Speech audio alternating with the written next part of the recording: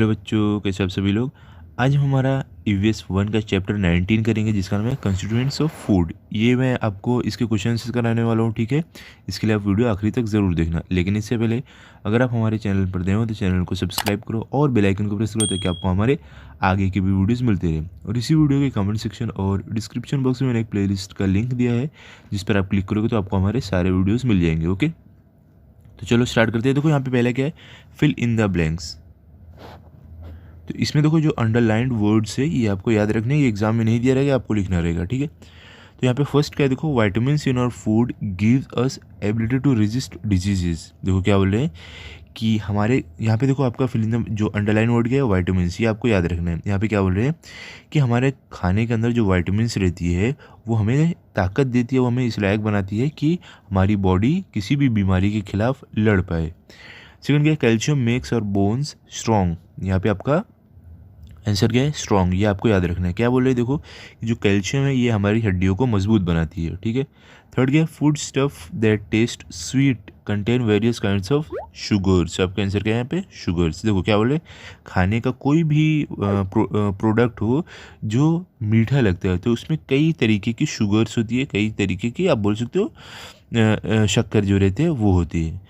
Fourth क्या है, a diet that provides all the constituents of the food in the right proportion is called balanced diet. यहाँ पे आपका answer क्या है, balanced.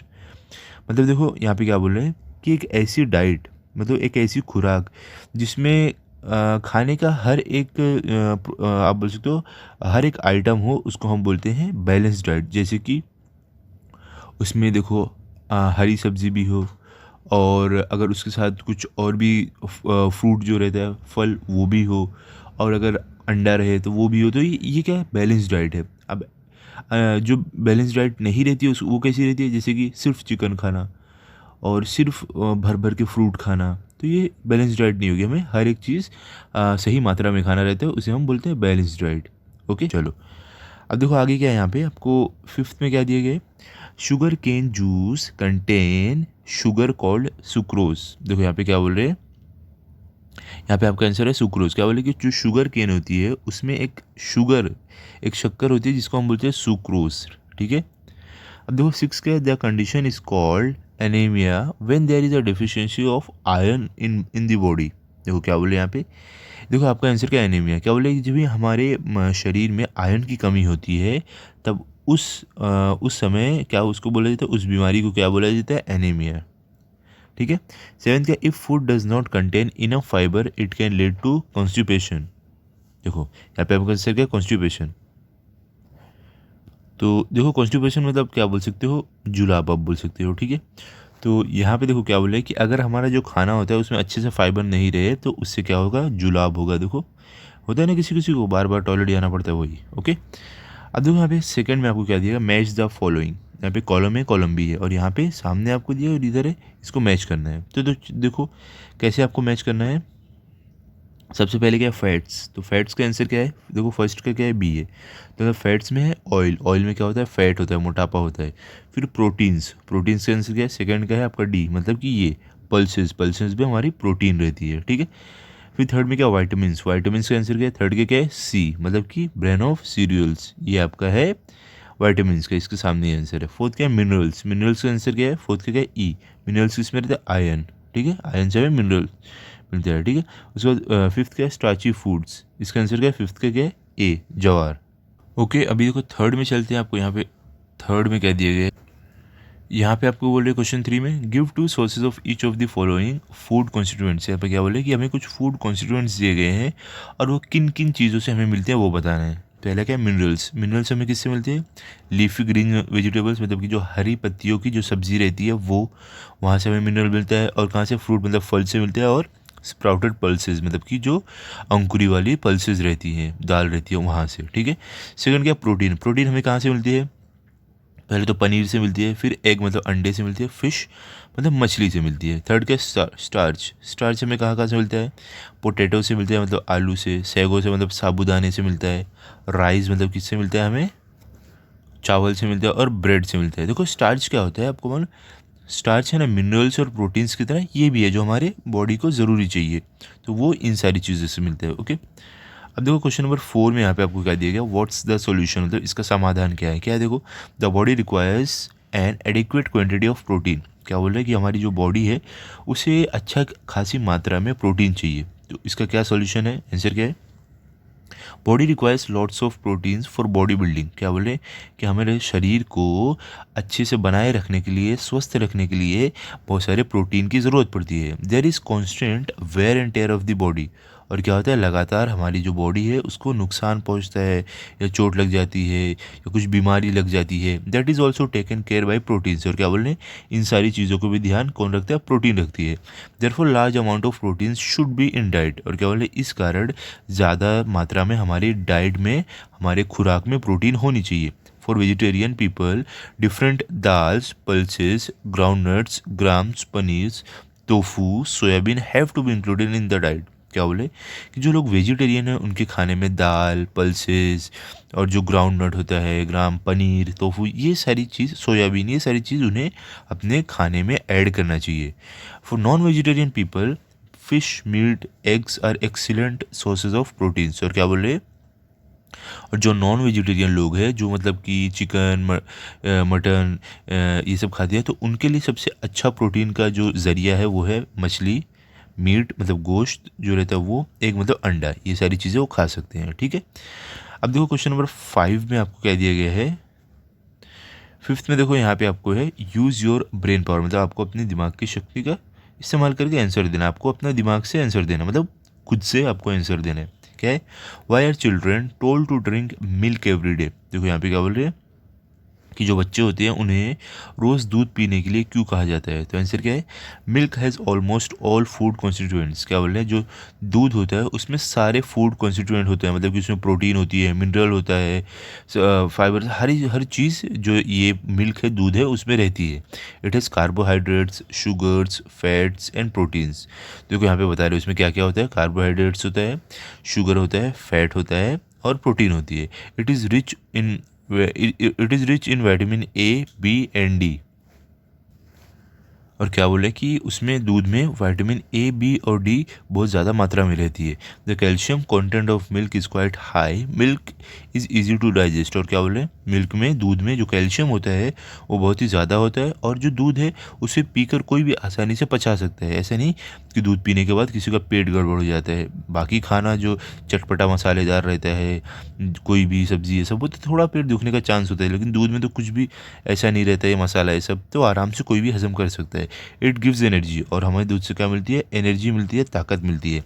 The growth and development of the body is faster when milk is taken in our everyday diet. और क्या बोल रहे हैं कि हमारे जो शरीर का जो ग्रोथ है और जो डेवलपमेंट है वो जल्दी जल्दी होता है अगर रोज़ दूध पिया जाए तो। Therefore children are told to drink milk every day. क्या बोले, इस कारण बच्चों को हर रोज़ दूध पीने के लिए कहा जाता है। ठीक है, अब देखो यहाँ पे आपको क्वेश्चन नंबर 6 में क्या, आंसर द फॉलोइंग क्वेश्चंस। इसमें पहले क्या है, what use are the sugars that we get from digestion of starch. क्या बोले कि हमें जब स्टार्च से जो कि स्टार्च को डाइजेस्ट करने के बाद जो हमें शुगर मिलती है उसका क्या यूज़ रहता है, उसका क्या इस्तेमाल रहता है। तो आंसर क्या है, the sugars formed from digestion of starch are burned slowly. क्या बोल रहे हैं कि जब ही जो शुगर स्टार्च को डाइजेस्ट करके बनती है वो बहुत धीरे धीरे जलती है। While burning they release energy, और जलने का टाइम वो क्या करते हैं, वो एनर्जी रिलीज करते हैं। द शुगर्स दस एक्ट एज फ्यूल्स।